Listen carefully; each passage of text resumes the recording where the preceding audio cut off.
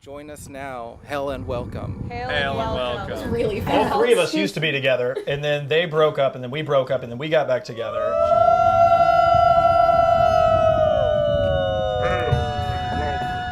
What's good, YouTube? Welcome back to Grimm. Today I have a slightly spooky reaction for you. Actually, heads up, it's not scary at all. These are the most vanilla looking vampire witches that you're ever gonna meet. But yeah, we've actually met this couple before.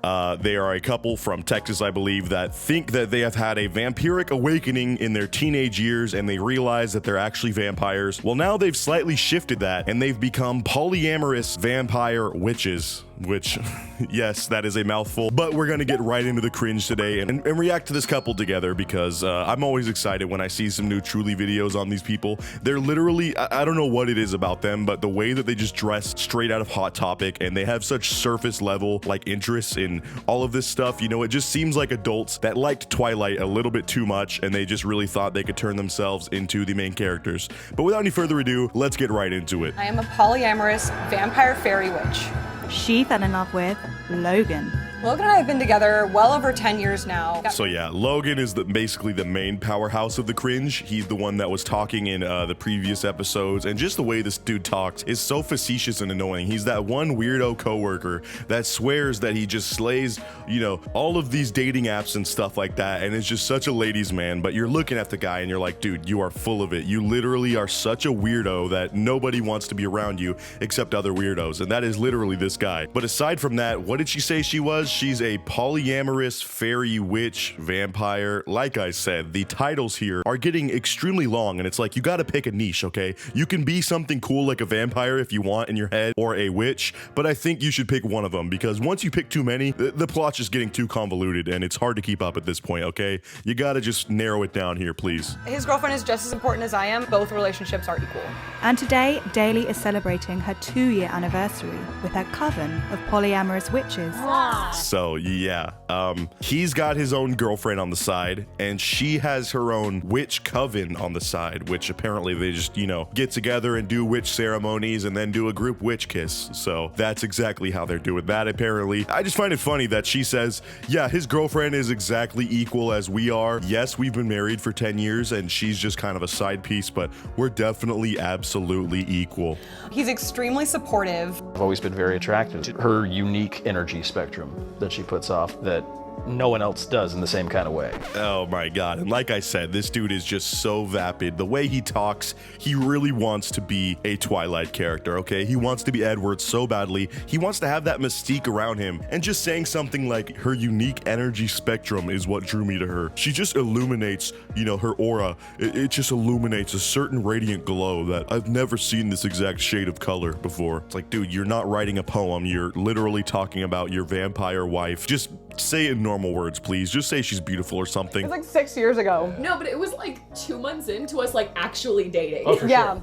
Like it was really fast. All three of us used to be together, and then they broke up, and then we broke up, and then we got back together. She's just been here ever since. Like I said, dude, this plot is freaking impossible to follow along with. I mean, we got relationship crossovers. First, all three of them were dating, and then the two girls broke up, and then he was like, wait, can I still date both of you? So apparently he just fandangled his way through that, and then somehow she, you know, still went out and found her own side pieces, this witch coven, which we're about to meet. There's just so much going on here, and it seems like they're together for like legal reasons and because they want to be friends, but that's like their marriage to them. You know, I'm not going to judge. I'm just trying to wrap my head around this and just kind of understand the situation because it's so foreign to me. So in our polycule, we have me and Logan who are married, and then I have my partner Jeffrey, who is a gay man, and then I have my girlfriend Zoe. Wait, okay. Oh, all right. Here's where I'm going to prove my small town mind because apparently I'm too dumb to wrap my head around this. But when you're in a polyamorous relationship and you are having a side relationship with a gay man as a woman, how does that exactly work? Like, I think this dude just wanted to be included into a witch coven and she was like, yeah, but you have to also say that you're technically dating me in order to join. And he was like, okay, yeah, sure. I'm not into women, but all right, we're dating. And then I have my girlfriend Zoe, who is married to my boyfriend Zeph. And then Logan has his girlfriend Alona, and then Jeffrey also has a boyfriend. It is just too much to hang on to, bro. I know this is how they want to live their lifestyle, but it's so confusing. You got this boyfriend who's married to that girlfriend, and they actually have a side werewolf cult that they visit, which is 3 more people who are also married, and their boyfriend has a girlfriend whose cousin is dating one of the other vampires, basically. It's like, this sounds like the crappiest fiction story ever written by someone who just cannot keep all of this plot together. And they're pulling a last season of Game of Thrones where they just whip everything together and hope that it works out. Like, obviously, it doesn't freaking work out. You got to put some thought into this. We identified that we each represented one of the elements. And we did a ritual together, and it was just like the energy was so palpable, and we kind of all just looked at each other and were like, what happened? I hate to be someone that just seems like I'm just, crapping on people that are out here having fun, because that's truly what it is. But this really is just adult dress-up time. They're just cosplaying as vampires and witches, and not even doing it that well, might I add. I mean, they all look like they are straight out of Spirit Halloween with an emo costume, It's just, you can tell when someone's not being genuine about this stuff. It comes off as very corny and cheesy, and that's what this entire video is for me. Like, they're just such surface level vampires and witches. I just found myself falling in love with these people.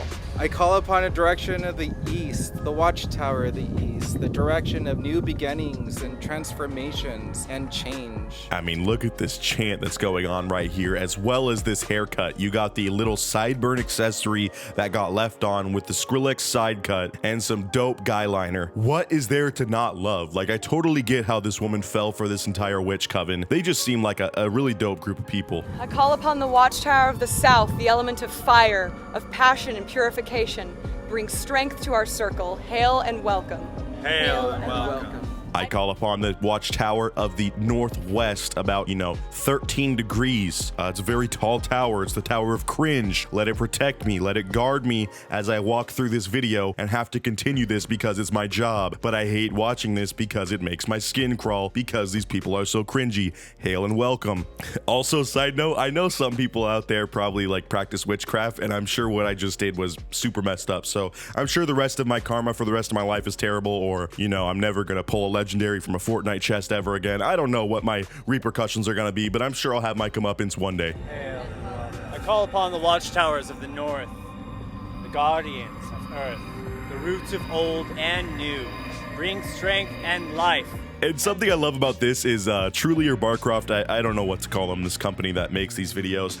They edit this in a way that really tries to make it seem mysterious and scary, but I don't get why they weren't able to wait until the sun started to set at least, and the setting was a little bit darker. They're literally doing this in broad daylight, and I don't even think it's meant to be misconstrued as scary, but because they released this video around Halloween, they're trying to be like, ooh, ghosts in the woods, they're calling upon the towers of all the directions, and there's scary stuff happening. Watch out, guys. This planet is very much alive.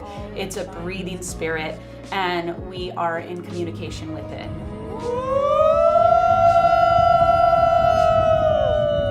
This is how they're communicating with the world. I'm sure the world's like, bro, shut the hell up. Like, go talk to someone else, please. Stop screaming at me like this. Also, I think I realized what these people look like. They look like they would be the opposite group of teens that are causing all the trouble in like an old Scooby-Doo movie. Like the edgy ones that are also practicing witchcraft and like summoning some dark spirit. Yeah, that's the people that we're seeing right now. I am convinced this is for a movie, and these are not real people that actually dress like this every day. They find out they were poly, and they're like, oh my God. I could never do that. But then, they've cheated on their husband like 3 times, Yeah. or their wife, or they've divorced and remarried with people they've cheated with. I'm like, and that's normal for you? That's what you consider normal? And the weird justification we have here from this guy, which also I'm very thankful this is the only time we've seen him speak so far since like 5 minutes ago. I'm actually glad he was hands off of this video because I cannot stand watching this dude talk. But the reason and their justification for being, polyamorous, which this is their way of thinking, so I can't knock him for it. But he's like, everyone else is married and cheating, so why don't we just do that and then we don't get in trouble for it? Obviously. Like, no, dude, not everyone is out here wanting to cheat on their spouse. Some people really enjoy meeting someone and just having that one person be in their life and be their, soulmate. So as much as he doesn't want people bashing being polyamorous, he shouldn't bash people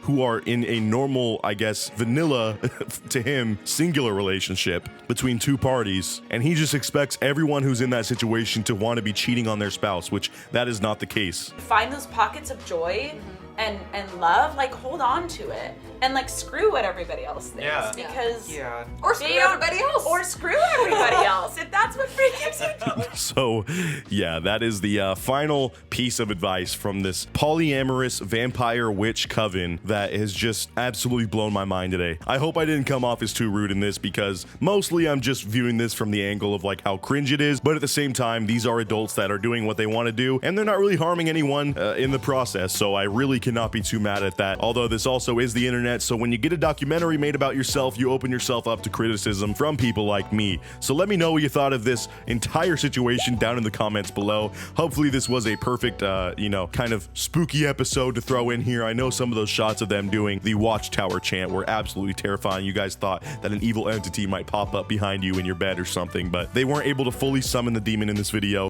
That's a couple spells later down the line. But yeah, as always, I'll see you guys in the next video, and until next time, peace out.